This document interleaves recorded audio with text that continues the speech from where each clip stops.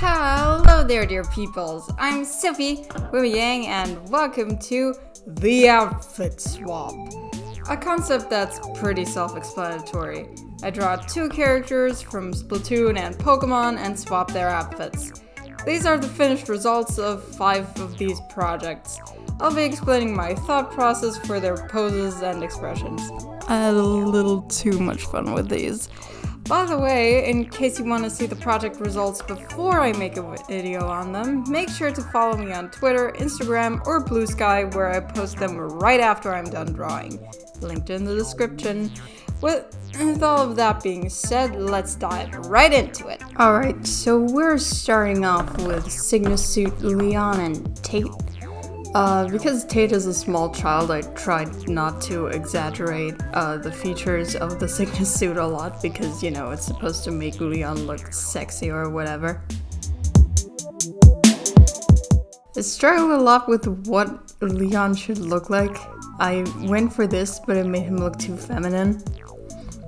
I also wanted Tate, like, glaring at the hyperball of Eternatus, like, in complete awe, because I feel like that would probably be an actual child's reaction if they got gifted a legendary.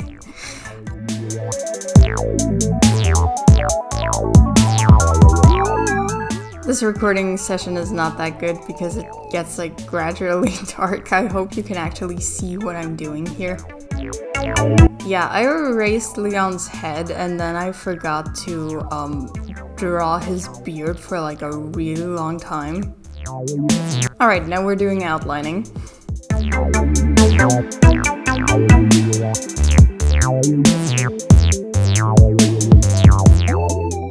Damn, you can barely see anything anymore. Alright, I fixed it. Now erasing the lines and coloring in. I sadly do not have the right color for Leon's skin color, but I tried my best making it look authentic.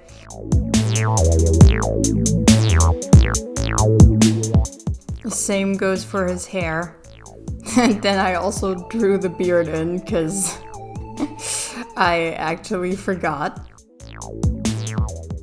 Now doing Leon's costume, which is a lot more difficult because of how detailed it is, and because of how small I drew Tate. Yeah, finding the right colors for this was really complicated. Alright, next up we have Cygnus Suit, Volkner, and Wikström. I really struggled a lot with Wikström's armor because I cannot draw armor, or it's something that I've never tried before at least. So I just went on and did it detail by detail. I'm not sure if it looks good or anything, but I'm actually kind of proud of Volkner's hair here because it's an absolute mess, but it looks like Volkner's hair actually looks like. So yeah, I wanted to do a very confused expression for him, so like kind of a what is this? Because, you know, he is very likely to actually end up in the Elite Four, but I feel like he'd be a bit confused with steel types. And for Wikström, I wanted him, he's like very duty strong and such, so he would probably take on his burden of being a gym leader way too seriously. So I tried doing a very serious expression for him. Now doing the outlines.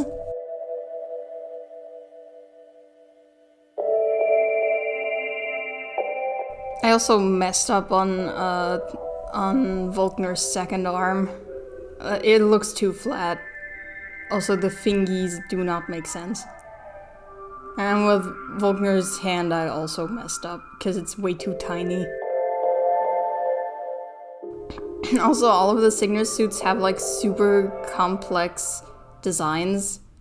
Like, everything that's made by Pokemon Masters EX is super complicated to draw. It has lots of tiny details, which in principle I love, in practice, it's very hard to try to recreate. Then I try to do Volkner's hair color. Again, I do not have the proper equipment for that.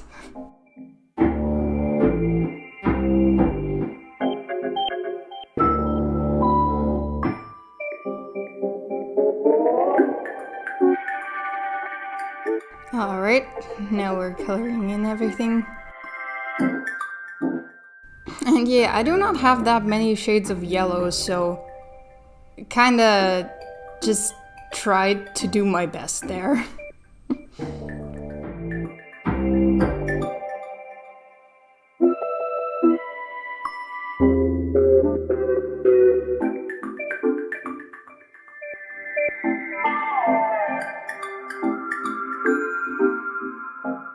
Yeah, probably doesn't look dark enough, like how the actual Sigma suit looks like. But yeah, I did my best here. Alright, up next we have Hiro and Hilda. You can see Hiro, I referenced in his amiibo. I sadly do not have me doing the sketches of them, that was lost. I wanted Hiro to kind of take this in a bit of a fun way, like trying to do some martial arts in Hilda's summer outfit. And Hilda's just kind of like chill. Also, I feel like Hilda looks very good in headphones and with this hairstyle. I had a lot of fun drawing Hilda's hair. It's honestly a pretty good design, and I've never done that before. So yeah, now you can see me using Hiro as a reference again. Especially for the shoes, because the shoes are very detailed.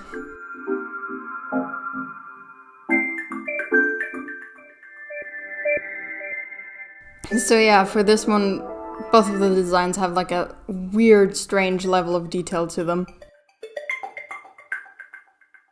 Now coloring in everything.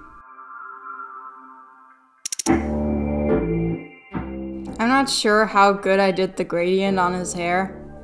I also hope I did his skin color justice. I have not yet found a marker that's good enough for skin of people of color. If anyone has any recommendations, please let me know in the comments below. I would love to hear what you guys use.